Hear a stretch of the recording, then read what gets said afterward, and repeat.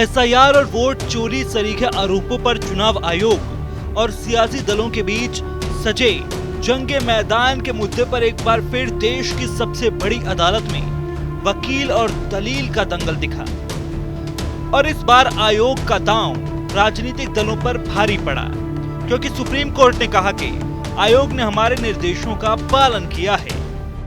आज माननीय सर्वोच्च न्यायालय का जो डायरेक्शन आया है वो ये कहा गया है कि जो 12 रजिस्टर्ड पॉलिटिकल पार्टी उनको भी डायरेक्शन दिया गया है कि वो अपने बीए लॉ के थ्रू जो जिन लोगों का नाम एक्सक्लूड कर दिया गया, जो नए वोटर जुटना चाहते हैं, तो बीएलओ को इंस्ट्रक्शंस करें कि वो कोऑपरेट करे इलेक्शन कमीशन को, ताकि इस काम को जल्दी से जल्द समय में किया जा सके और किसी का ऑब्जेक्शन है उसको भी फाइल करने में असिस्ट करे।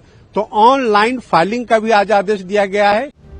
दरअसल दोनों पक्षों की सुनवाई के बाद सुप्रीम कोर्ट ने राजनीतिक दलों की निष्क्रियता पर हैरानी जताई।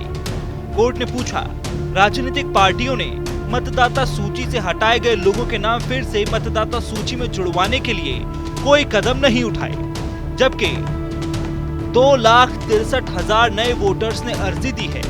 सभी दलों की क्लास लगाते हुए कहा कि इसी की तरफ से हलफनामा दिया गया। राजनीतिक दलों की आपत्तियां कहां हैं?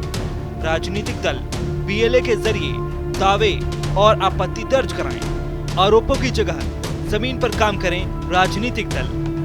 सभी 12 पंजीकृत राजनीतिक दलों के अध्यक्षों और महासचिवों को नोटिस जारी करें।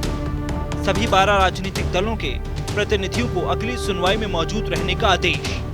सबसे बड़ी समस्या आ रही है जो हमारी तरफ से ये रखा गया है कि ये कहते हैं कि अगर कोई ऑब्जेक्शन आता है तो फॉर्म 6 भरे, लेकिन फॉर्म 6 की जो बात है, फॉर्म 6 ये कहता है कि फ्रेश वोटर्स की बात करता है और फॉर्म 7 ऑब्जेक्शंस की बात करता है। तो यहाँ पे भी बहुत सारे कंफ्यूजन है, जिसमें आज सुप्रीम कोर्ट ने बोला है कि सभी जितनी पॉलिटिकल पार्टियां हैं वो जो है क्या बोलते हैं अपनी तरफ से एफिडेविट फाइल करें।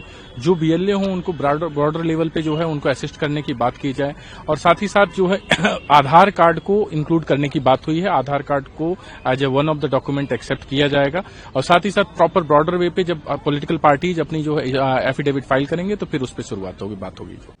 वहीं चुनाव आयोग से सुप्रीम कोर्ट ने आधार को भी वैध दस्तावेज मानने को कहा। इस पर विपक्ष का दावा ये कि पहले आयोग ने इसे माना ही नहीं था। वहीं 65 लाख वोट चोरी के मामले पर कांग्रेस की दलील यही है कि 22 लाख मृत बचाने और 8 लाख के प्रवासी वाले दावे के बाद अभी भी 35 लाख लोगों का कोई रिकॉर्ड नहीं है। प्रधानमंत्री और गृह मंत्री ने कहा चुनाव आयोग को ये कराओ, क्योंकि वो जानते थे कि दलित का वोट, आदिवासी का वोट, पिछड़े वर्ग का वोट, अल्पसंख्यकों का वोट बीजेपी को नहीं जाएगा, इंडिया दल को जाएगा। तो लोगों का वोट छीनो, यही एक रास्ता है चुनाव जीतने के लिए। इसीलिए चुनाव आयोग का नाम चुनाव आयोग हो गया है। इधर समाजवादी पार्टी के मुखिया अखिलेश यादव भी वोट चोरी की बिसात पर अपने दावों को हवा में लहरा रहे हैं। यूपी में वोट चोरी के मुद्दे पर अपने 18,000 एफिडेविट पर आयोग से जवाब मांग रहे हैं। और तो और जौनपुर से लेकर कासगंज, बाराबंकी वाले डीएम और अखिलेश यादव में वार पलटवार का सिलसिला भी जोरों पर है। संवैधानिक संस्थाओं का एक दूसरे का सम्मान और लिहाज करना चाहिए।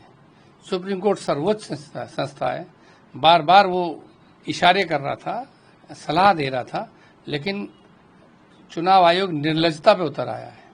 अपना सम्मान खोना चाहता है। संवैधानिक संस्थाओं का जो एक मान सम्मान बना है उस पर चोट कर रहा है। इसलिए अब उसने मजबूरी में कोर्ट के आदेश के बाद ये डेटा दिया है। ये पहले से इस डेटा की मांग हो रही थी। इससे पहले आधार को नहीं मान रहे थे। आधार के लिए सलाह दी, सलाह नहीं मानी, फिर आदेश करना पड़ा।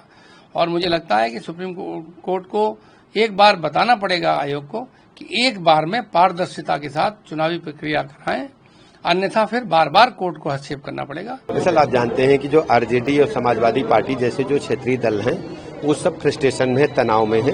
भारतीय जनता पार्टी जनता के आशीर्वाद से बहुत तेजी के साथ आगे बढ़ रही है। बिहार में भी एनडीए की सरकार बनेगी। बहरहाल बिहार में एसआईआर की रार पर जहां तकरार तीखी हो चली है, इस मामले पर अब 8 सितंबर को सुनवाई होगी। लेकिन उत्तर प्रदेश में भी ये कलेश जोरों पर है।